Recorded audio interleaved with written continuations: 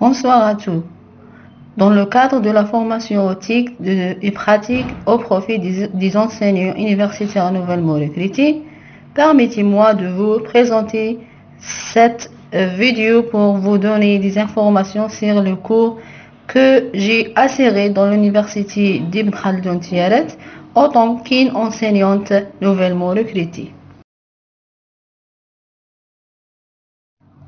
Je me présente Dr Larbi Moucher, maître assistant classe B de l'université Ibn Khaldun Tiaret, faculté des sciences de la nature et de la vie.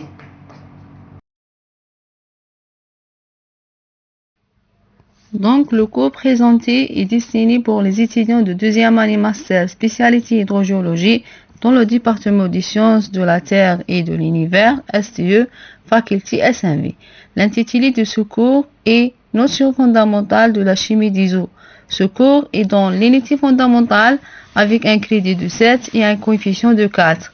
Et il est assuré pendant 15 semaines. Ce cours présente des concepts de chimie appliqués à l'étude des caractéristiques physico-chimiques des eaux. Il présente aussi une description sur le phénomène de dispersion des eaux et les différents types de pollution des eaux.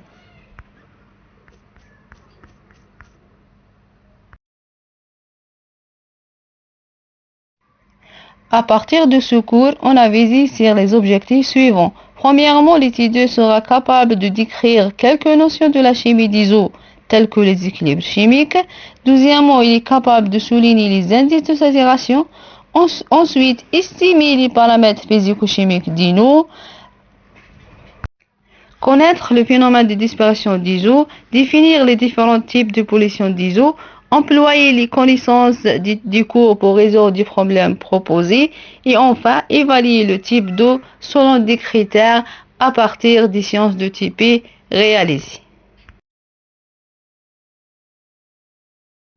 Pour les prérequis, l'apprenant doit avoir des connaissances en chimie et des connaissances sur les paramètres physico-chimiques de l'eau.